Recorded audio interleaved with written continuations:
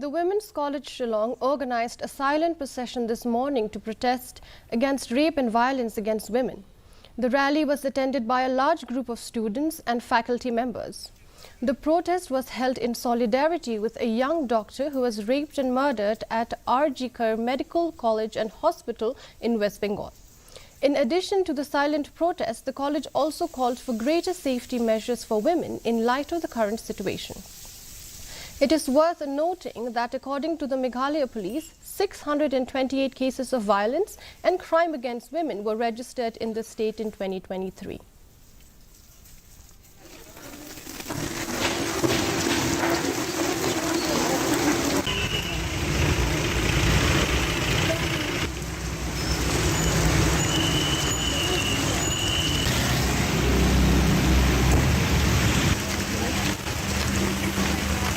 This silent rally actually we have organized in solidarity with Abhaya, and being a women's college, I think this awareness is very much needed.